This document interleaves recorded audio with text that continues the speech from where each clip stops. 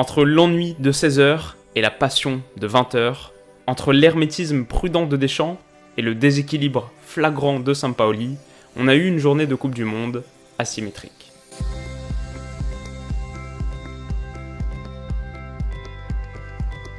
Yo les amis, j'espère que vous allez tous très bien. Beaucoup de choses à dire sur cette journée du 26 juin et comme la miniature ne l'indiquait pas, on va parler de l'Argentine et de la France, mais on va aller à l'essentiel. C'est parti pour mes 3 enseignements.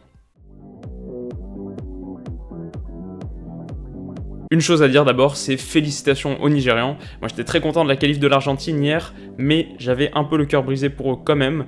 C'est une équipe que j'aime beaucoup, portée par un capitaine, John Obi Mikel, qui a beaucoup de classe, beaucoup d'élégance et qui l'a montré en interview d'après-match. Un super esprit chez les Super Eagles et on espère les revoir très vite. Mais donc mon premier enseignement, c'est qu'on a assisté hier au premier match historique du mondial.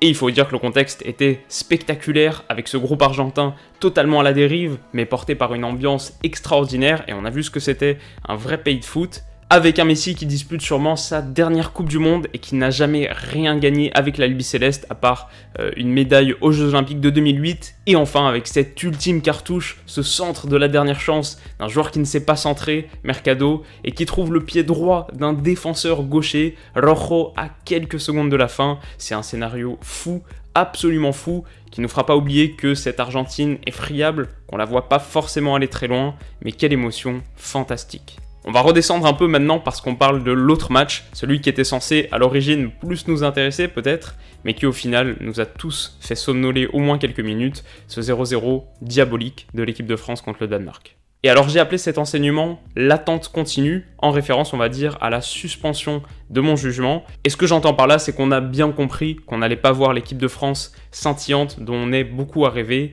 que cette Coupe du Monde serait pas celle du jeu pour les Bleus. Et une fois qu'on a accepté ça, une fois qu'on s'est mis vraiment dans la tête de Deschamps, on comprend qu'il reste finalement plus qu'une seule chose, c'est le résultat. Et pour voir le résultat, il faut attendre. Mais à mes yeux, c'est un pari assez risqué parce que en sacrifiant le jeu au profit du résultat et en nous infligeant ces prestations visuellement très déplaisantes, on va dire, est-ce que Didier Deschamps n'est pas en train de creuser sa propre tombe?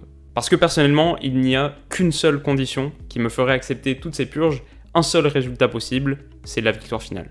Si on sort en demi par exemple contre le Brésil, en ayant joué toute la compétition, en ayant proposé quelque chose de tangible et d'offensif en phase avec nos qualités, je trouve ça pas si grave. On a une équipe jeune, l'avenir reste radieux, c'était pas notre année. Par contre, si on sort en demi en jouant comme ça, de manière ultra équilibrée, ultra prudente, sans création d'espace, sans prise de risque, sans décalage, on n'aura eu ni le résultat, ni la manière, et il sera temps de tourner la page. Alors pour revenir au titre de cet enseignement, l'attente continue, mais elle renforce mes attentes. Cela dit, et pour positiver un peu, je pense qu'il y a une vraie probabilité pour que tout ça change très vite. Parce que si le Danemark a livré une opposition famélique hier avec un bloc très bas en 4-5-1 ultra dense, typiquement le genre de coffre-fort qui nous pose problème, ça va être très différent contre l'Argentine. Face à une équipe qui aime avoir le ballon, qui se positionne haut et donc qui laisse beaucoup d'espace dans son dos, mon pari c'est qu'on va enfin voir le vrai jeu de l'équipe de France. J'espère qu'on va enfin voir les flèches Mbappé, Griezmann avaler la profondeur, trouver des situations de 1 contre 1. Je pense que ça va être un vrai beau match et je pense aussi que les Bleus sont les favoris. L'Argentine est aussi très faible mentalement, en tout cas très instable.